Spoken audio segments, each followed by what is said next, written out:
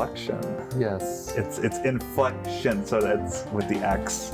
Inflection. That's Right. the Latin. Yes, that's the Okay. Latin root word, and that just thought it was a more interesting spelling. Okay. And a little bit about the title. Yeah. Initially I thought of it because we kept hearing about inflection point, like essentially a turning point with all in almost every area. But then as I looked up the definition of the word, it also meant to bend in. Right. And I was just thinking about the nature of an acoustic trio recording, as opposed to, most of the stuff I have done to this point has been Yellowjackets, which we occasionally bend in, but mostly we're. Oh, okay. It's an interesting way of looking at it. All right. We're really, the music is more high energy, and like maybe. outward, yes, as opposed exactly. to the audience. Yes. And inflection is, it's a bit more introspective and kind of bending in a little bit. So I thought it was appropriate. That's definitely, that was my takeaway from listening. I agree with you. And I don't want to call it a chamber ensemble, but it's, it's almost like you developed this ensemble in a church and and all of that. True. Like it is more of an introspective type. For sure. Yeah. And the musicians, Steve Schaeffer on drums, Mike Valerio on bass, and myself have been kind of playing and tinkering with this music for about 10 years. Okay. Yeah. We met when Steve had put in his home studio or done some renovations, and he was wanted to troubleshoot the studio. Oh, okay. So the engineer who had helped him, Rich Breen, who also engineers a lot of Yellowjackets, great recording engineer, he suggested Steve call Mike and I. Oh. And when we first met, I mentioned I had these tunes that I had written a bit ago, but they weren't really appropriate for Yellowjackets, or I didn't think they kind of fit that mood, but better adapted or better played in a really acoustic setting. A piano trio. Yeah. Okay. You called this album like a labor of love, and we talked about the interconnectedness of this album. You have seemed to be the driving force behind Yellowjackets. How does that differ from this project where you're creating it, with the three of you? If that's, Yeah. Well, I think it's actually pretty similar, because I appreciate being called the driving force of Yellowjackets, but it really is a cooperative unit. Okay. And has always been, really, which is, I think, one of the main reasons we've been able to continue playing. I think it's like 40 years now the band has been in existence. Yeah. So I like the collaborative approach. And with the acoustic trio with Steve and Mike, it was the same thing. I really wanted their input. And it's not rocket science that if people are contributing and they feel invested in the music, and the drummer gets to play something that feels good for the drums, and the bass player gets to play a part that really works on his instrument. They know much better than me. I can point them in the right direction, but then it's so great to have each person realize that, the starting point on their instrument. And that's, in both Yellowjackets and the trio, that's what we do. Each person shapes their own part. Of course. Yeah. So, and when there was another interview I was listening where you talked about there's a certain pressure on when you're playing in a piano trio to carry a lot, to the melody, harmony, soloing, backing people up. If we have like a piano trio, and then let's say with the quartet with the Yellowjackets, so there would be maybe a little less pressure because you'd have Bob playing the melody. Right. Is a big band or a chamber ensemble, do you feel like a sense of relief? Like, I can lay out for, bars and bars and Right. Is that how you feel about that? Or? Yeah. Well, to some degree, although and I'm sure you know this, having played in big bands and larger ensembles, you have other considerations. So I look at it like the fewer musicians involved, the more freedom you have. So in a trio, I can change the way I phrase the melody, even change the chords, if it agrees with the bass note. There's so much flexibility. So as you add people, you kind of you have to take into consideration, if there's a guitarist, okay, what's he playing? Yeah. There's a horn player. If we're playing a melody together, we have to phrase it together. Right.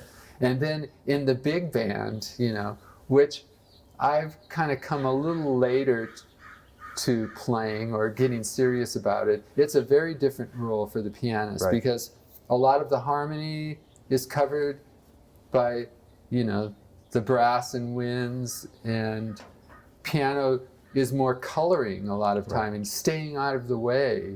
You're not the primary comping instrument unless it might be behind a solo where it breaks down, but rhythm section. Yeah. So there's less pressure to play all the time, but you have to be attentive to all those details. If I am playing something, a line with another instrument, I have to articulate exactly like they do, let off when they let off. So I'm used to spacing out and just having so much freedom. And with the larger ensemble, it takes, I think, more focus and like really paying attention. And then when you're soloing in a small band, like with the Jackets, any of us could do anything, and we know the other guys know how we play, are going to support it. We might get kind of out there, but it never crashes and burns. But with a big band, if you go out on some tangent, you can completely mess up the whole arrangement. So you have to be a little more careful, not quite as adventurous and crazy. So a different set of challenges. Yeah, it is. It's a different skill, I think. Yeah. Playing in service to the music and a musical conversation, these were just sort of random, like anecdotal subjects that some of the other conversations that I've heard you brought up. What does that mean to you, playing in service of the music? Well, I think it means that you lower, turned down the ego dial. Okay. You prioritize the overall sound and the intention of the song and the composer, and you play just what's required to communicate what the song is supposed to communicate. And there's a balance there, though, because you could play it really safe, and then things could just kind of lay there and not have any life or energy. Or you can overdo it, draw attention to yourself, and then you might be distracting from what should be the focus. So there's a balance, and I guess just from experience and playing music in a lot of different settings, each musician figures out how to best fit that role, and just realize it's not about you and showing off, but it's about making everyone else sound good. Right. You've also mentioned that you find inspiration in words and lyrics for music, even though I don't know you as a lyricist per se. When you're composing or selecting music for a project, how are you drawn to those lyrics? Is that into like where you would parlay that into a melody or into a harmony, or just I was just hoping you could kind of expand on that subject. Right. Well, in terms of picking music to record, like not writing music, but like in the case of this recording, the one song is probably the prime example of that is "We Shall Overcome." Right. And the trio worked up our arrangement of that song for one of the All Saints Jazz Vespers. Mm-hmm. And that, is, there's no questioning what that song is about. And it's a very important song to Black Americans. And Right. we happen to play like several times our Jazz Vespers concert right around Martin Luther King Day. Yeah. So we would work up, lift every voice and a lot, some spirituals and some things associated with the civil rights. Of course. And so there's kind of maybe a bit more pressure to really make it real when you play a song like that. Right. And it's all about communicating the feeling of the song. And as we were playing that particular song, when I was playing the melody, I was really hearing the lyrics. And I was trying to somehow channel the words and the intent of the song through the piano. A musical conversation. Yeah. And keep, kind of the reverent quality Right. of the song. So lyrics were really important in that song.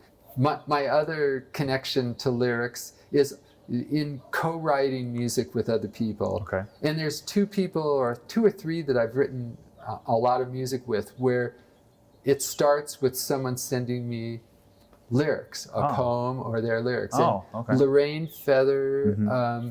Marilyn Scott, a singer, and she's not singing right now, but in the past I did a lot of songwriting with Kevin Littau. Okay. And all three of them are really wonderful lyricists and have a very poetic way about, putting their thoughts together. So there's one of my favorite stories about putting music to lyrics was Lorraine Feather sent this song called "The Girl with a Lazy Eye." Okay.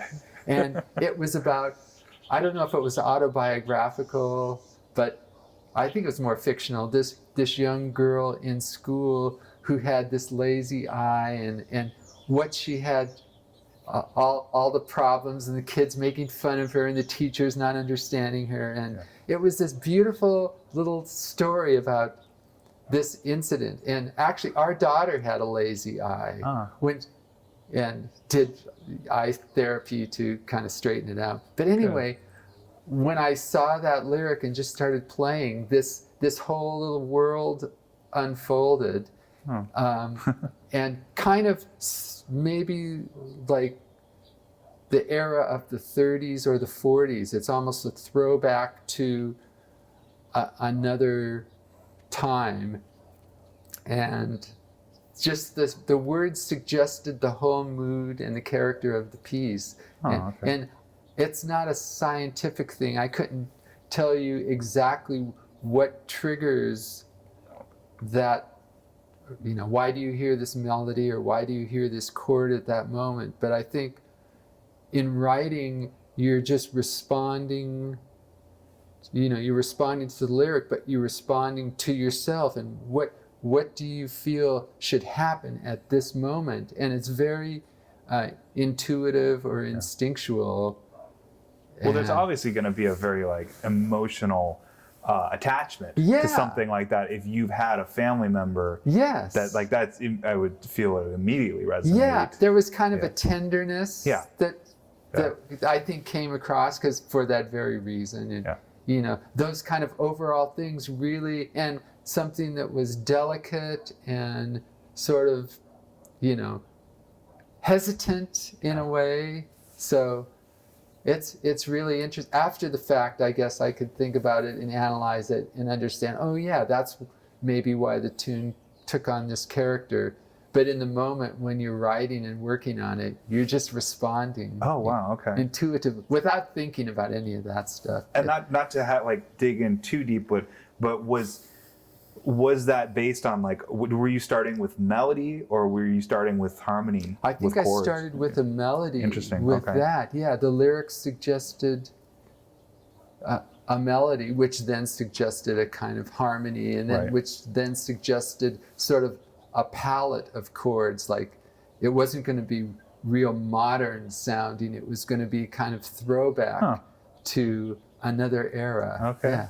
Cool. Yeah. Interesting. Kind of a final wrapping up question here. Yeah. Like what's on the horizon? Where are you? Where are you in 2021? And where are all of us? Where the world that we live in right now? What are some of your hopes and dreams here going on? In the situation that we are currently in. Right. Yeah. It's been such a disruptive time. I mean, particularly for musicians and artists and performers of all kinds. Right. All the venues are closed. I was just reading that this club in D.C., actually in Georgetown, Blues Alley. Yeah. Fantastic place to play. Mm-hmm. I mean, every year Yellowjackets would play there at least once, sometimes twice a year. Mm.